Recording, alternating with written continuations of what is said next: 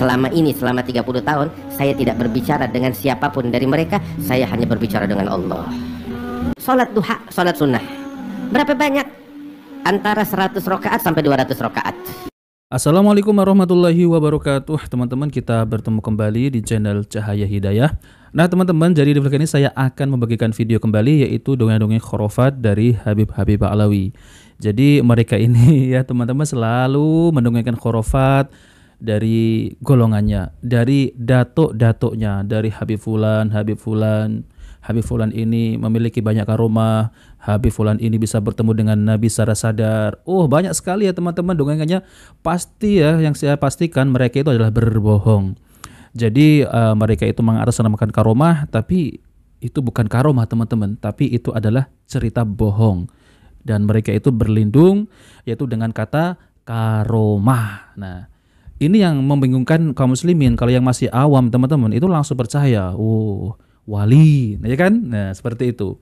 Dulu saya juga percaya teman-teman ya, tentang terkait masalah dongeng-dongeng khurafat itu saya percaya dulu. Oh ini adalah karomah ini, wali ini, kalau Allah berkehendak. Nah seperti itu. Padahal itu adalah dongeng-dongeng khurafat. Jadi cerita-cerita yang diada-adakan. Tapi semestinya itu ceritanya itu tidak benar. Nah seperti itu teman-teman. Ada yang mengatakan bahwasanya Habib ini sekali duduk baca Yasin 99.000 kali. Bayangkan teman-teman, kapan rampungnya kalau gitu ya? Terus kapan makannya? Nah seperti itu teman-teman. Sekali duduk itu ya. Ada juga seorang Habib yang bisa terbang. Ada juga Habib yang bisa menurunkan hujan susu. Jadi banyak sekali teman-teman. Nah ini ada cerita lagi khurafat dari Habib-Habib Ba'alawi. Ini sangat ya teman-teman, bohongnya itu kebangetan gitu ya. Coba mari kita simak videonya. Habis belajar di TPA, nggak langsung pulang. Cuman bukan main. Apa yang dia lakukan? Pergi ke Masjid Ba'alawi atau ke Masjid Maghalid. Kebetulan rumahnya Habib Abdullah Haddad, rumah orang tuanya itu persis depan-depanan sama rumahnya Habib sama Masjid Ba'alawi. Nggak jauh dari Masjid Maghalid. Jadi habis belajar nggak langsung pulang ke rumah, pergi ke Masjid Ba'alawi atau ke Masjid Maghalid. Ngapain? Sholat duha, sholat sunnah. Berapa banyak? Antara 100 rakaat sampai 200 rakaat. Nah teman-teman, jadi Habib ini masih kecil gitu ya, umurnya itu masih 7 tahun ya, baru 7 tahun itu sudah melakukan sholat duha antara 100 rakaat sampai 200 rakaat. Ini ceritanya seperti itu teman-teman ya. Coba mari kita lanjutkan. Itu tiap hari. Hadirin, kita ini yang udah pada dewasa, suruh sholat jangankan 100 rakaat, 20 rakaat aja beratnya minta ampun. Ini Abdullah Haddad di usia itu, di usia 7 tahun 6 tahun, 7 tahun, tiap hari 100 rakaat atau 200 rakaat. Enggak berat, tapi berat. Tetapi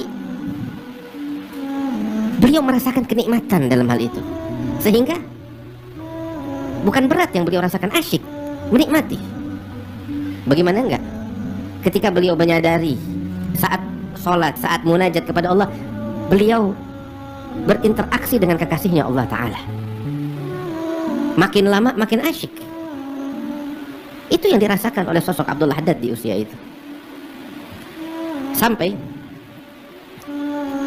beliau sendiri bilang kepada murid-muridnya, beliau katakan,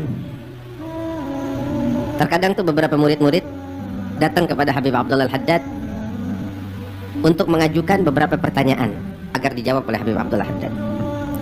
Dan seringkali Habib Abdullah Haddad itu ngasih jawaban ringkas. Kita kan kalau ngasih pertanyaan kepada guru kita pengen dijawab jelas, panjang lebar. Kalau dikasih ringkas ya kayak ada yang kurang gitu. Habib Abdullah Haddad ketika ditanya sama beberapa muridnya suatu pertanyaan, seringkali menjawab dengan jawaban yang ringkas. Habib Abdullah Haddad sadar bahwa mereka murid-muridnya merasa ada sesuatu yang kurang, kok nggak dikasih jawaban panjang lebar, padahal itu yang mereka harapkan. Hingga Habib Abdullah Haddad bilang kepada mereka, wahai murid-muridku, kalau saya kasih jawaban yang ringkas, terima aja udah. Tahu kenapa? Fa inni atakallaful hudura ma'akum takallufa.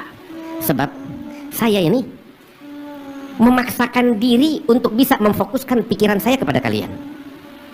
Maksudnya apa? Saya ini lagi bersama Allah setiap saat, sehingga kalau mau ngomong sama kalian mesti maksain diri fokus kepada kalian. Masya Allah.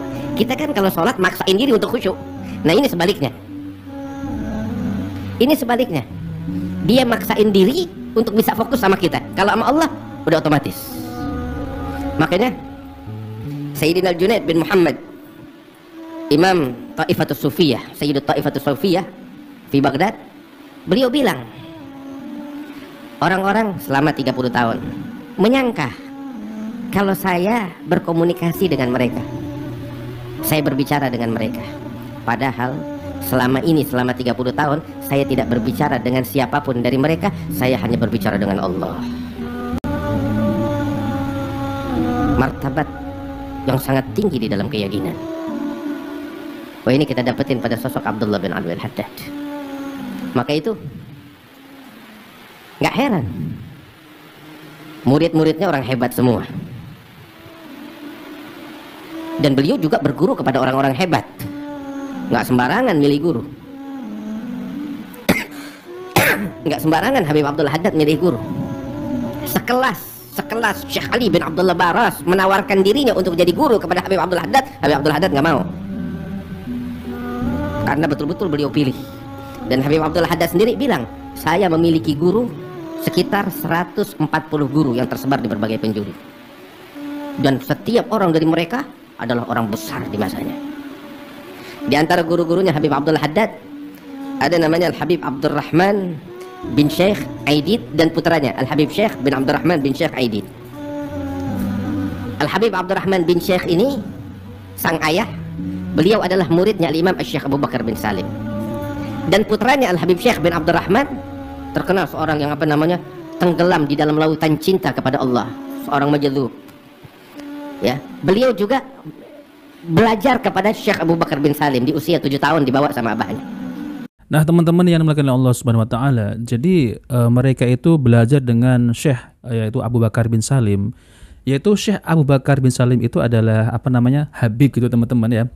Yang dimana memiliki banyak karomah yang bisa memadamkan api neraka dengan menggunakan jari kelingking. Ya, itu termasuk adalah karomahnya, teman-teman. Bayangkan teman-teman ya, bisa memadamkan api neraka dengan menggunakan jari kelingking. Ada juga karomahnya apa itu yang bisa menurunkan hujan susu. Banyak teman-teman ya, kalau saya mendengar karomah-karomah dari Habib Abu Bakar bin Salim ya, itu banyak sekali karomahnya. Tapi sangat teman-teman? Tapi sangat aneh sekali dan tidak bisa kita terima teman-teman. Karena ini karena sangat bertentangan dengan akidah-akidah Islam. Nah, maka dari itu saya nggak heran teman-teman. Jadi mereka itu ceramahnya isinya hanya meninggikan leluhurnya, seakan-akan leluhurnya ini adalah orang yang paling dekat dengan Allah Subhanahu wa taala, orang yang memiliki banyak karomah. Tapi itu adalah jelas-jelas pembual, teman-teman, pembohong. Kajian-kajiannya diisi dengan seperti ini. Ini para muhibin ya demen sekali kalau dengar seperti ini dongeng-dongengnya. Jadi mereka itu menganggap dirinya orang yang paling mulia di sisi Allah. Karena apa? Memiliki banyak karomah. Banyak sekali itu teman-teman ya. Karomahnya Syekh Abu Bakar bin Salim, Habib Abu Bakar bin Salim. Luar biasa itu ngibulnya. Jadi mereka itu ya teman-teman ya sering yaitu meninggikan leluhurnya. Ya kenapa teman-teman ya, sekarang kan bisnis makam sudah ya, kuburan sudah rungkat. Jadi ya mereka ini beralih dengan dongeng-dongeng khurafat. Ya enak sekali teman-teman ya, hanya modal cerita, lalu kemudian banyak yang percaya, akhirnya menjadi muhibin. Akhirnya mereka itu dikultuskan. Mereka ingin dihormati. Bukan karena ilmunya, melainkan karena karomahnya gitu teman-teman ya.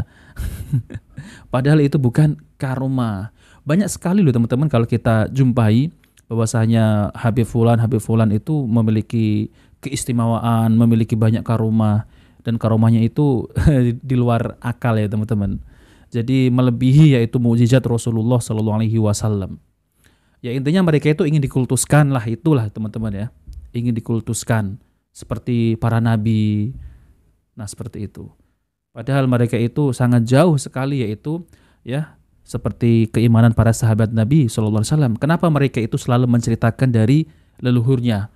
Ya seharusnya kalau mereka ini orang yang orang yang paling bertakwa, orang yang paling beriman, ya coba dia jelaskan tentang terkait masalah ya para sahabat Nabi ketika sahabat Nabi ini berjuang bersama Rasulullah. Ini yang dijelaskan selalu dari leluhurnya, teman-teman. Jadi kita sebagai muslimin jangan mudah tertipu. Ini ada juga yang Habib sahabat tadi yang masih kecil, umur 7 tahun sudah sholat, tiap hari sholat duha itu 200 rakaat.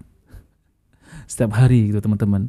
Dan ada juga yang tadi yang katanya itu berbicara dengan Allah 30 tahun ya. Selama 30 tahun berbicara dengan Allah. Nah, seperti itu, teman-teman. Aduh, dongengnya khurafatnya ini sangat luar biasa ngimbulnya. Nah, oke teman-teman, jadi itu saja ya yang ingin sampaikan. Jika video bermanfaat, jangan lupa like dan subscribe di channel Cahaya Hidayah. Wabillahi taufiq wal hidayah. Assalamualaikum warahmatullahi wabarakatuh.